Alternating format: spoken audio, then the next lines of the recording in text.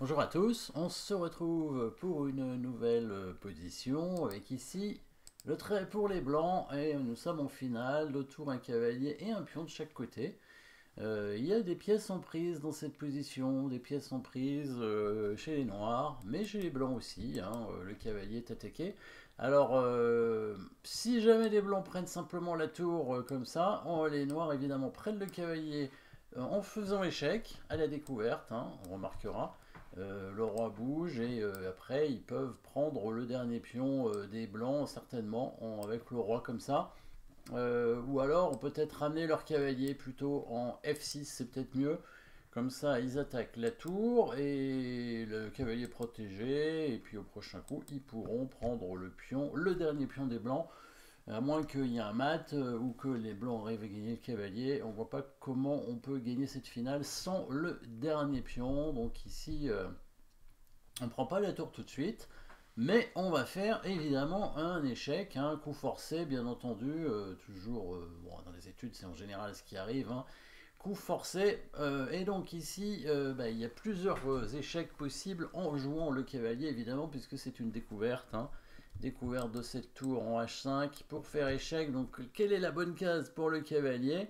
Eh oui, et pas si facile hein, à trouver. La bonne case déjà pour commencer. Et il va falloir, en fait, pour y aller, il faut avoir vu toute la suite, j'ai l'impression. Hein. Donc la suite est quand même assez longue, même si bon, il n'y a que 6 coups, mais il faut les voir, ils ne sont pas faciles. Donc plusieurs cases pour le cavalier, le roi noir va bouger quand on va faire échec à la découverte, donc on va anticiper tout ça. Le roi va défendre sa tour, hein, obligatoirement, il va venir en C6. Donc a priori, on va pas venir en C6 déjà avec le cavalier. Déjà, au moins c'est une case où on n'ira pas. Parce que le roi va y aller pour défendre sa tour tout en attaquant la tour blanche. Et oui. Donc, quelle est la bonne case? Une chance sur 6 du coup. Voilà. Et ben, bon, la case la plus active, hein, on va dire, hein, la case la cavalier qui avance. Donc ce n'est pas un coup invisible, c'est bien le cavalier qui avance. Cavalier F7, échec à la découverte. Oui, et ici, donc roi C6 forcé pour défendre la tour. En fait, c'est bizarre de mettre le cavalier là parce qu'il va se retrouver en prise. Sauf que il y a une fourchette ici. Donc la tour bouge tout simplement. Et là, les blancs ont quand même pas mal de menaces. Parce que, bon, il y a ce cavalier en prise, mais c'est peut-être pas la menace la plus importante, étant donné que le cavalier blanc est en prise aussi. Mais la menace, c'est surtout le pion qui avance d'une case vers le haut en attaquant la tour, évidemment. Hein, fourchette, tout simplement.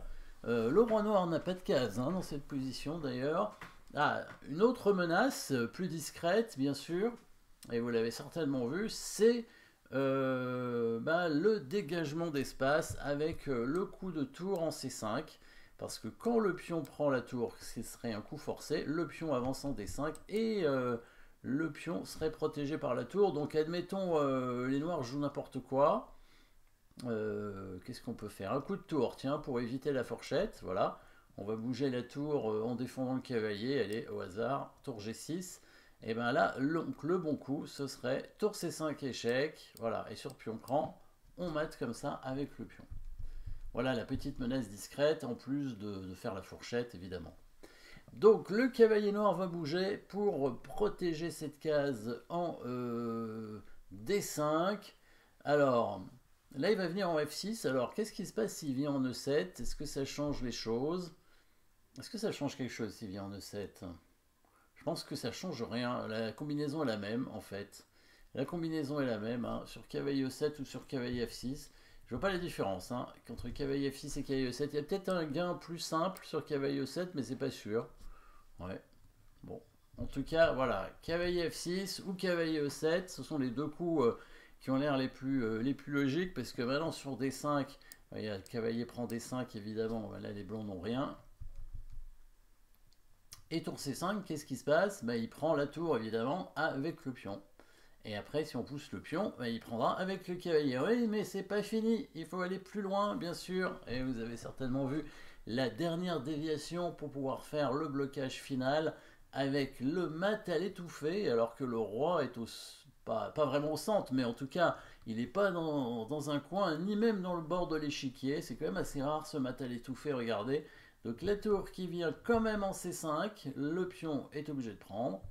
Le pion qui avance en D5, bah là pareil, le cavalier est obligé de prendre. Et maintenant finalement, l'avant-dernier coup, la tour qui vient en D6 pour forcer l'autre tour à prendre. Et le cavalier finalement qui revient en E5 pour donner le mat. Donc amusant. Alors on voit l'intérêt d'avoir mis le cavalier en F7, hein, très important. Et bien sûr, on protège la tour en D6, évidemment. Et ça c'était important. Alors on aurait pu le mettre en C4 aussi. On aurait pu le mettre en C4, mais si on l'avait mis en C4, c'est peut-être qu'il le prenait avec le roi en fait, si on le mettait ici. Là, je pense que le bon coup, c'était prendre le cavalier avec le roi, voilà, parce que si on prend la tour, là, il peut récupérer le pion. Et pareil, hein, que tout à l'heure, finalement, les noirs ont pris le dernier pion.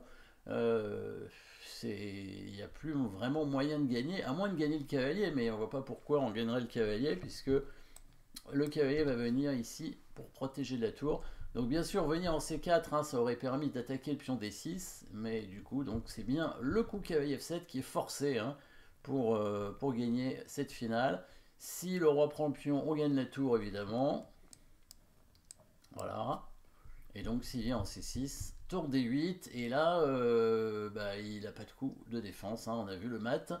Il va perdre quelque chose. S'il pousse son pion, est-ce que ça peut avoir un intérêt?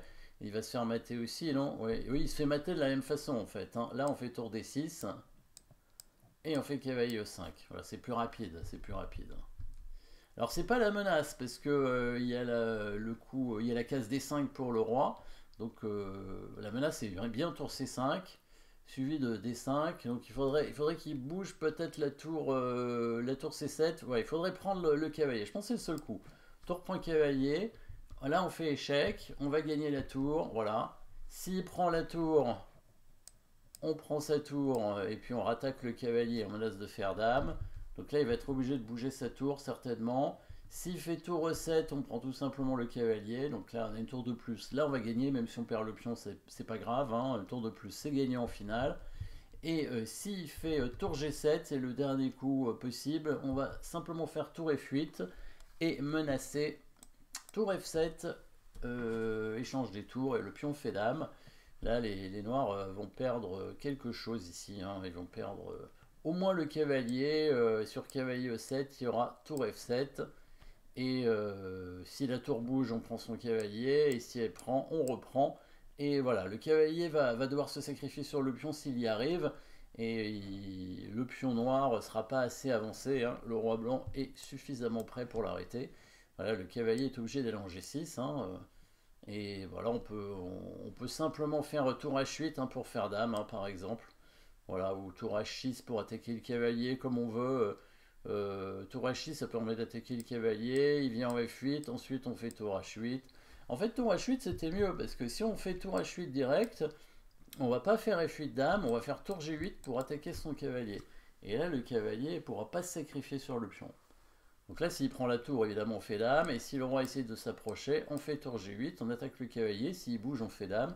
Et s'il vient avec son roi, on prend son cavalier et on va tout de suite récupérer le pion ici, tranquillement. Et bien sûr, là, on arrivera à mater avec roi tour contre roi. Donc, joli petit mat final ici. Je remonte ce petit mat amusant avec le cavalier qui donne mat. Mat à l'étouffé au milieu de l'échiquier. Merci d'avoir suivi cette position. N'oubliez pas de vous abonner et à très bientôt.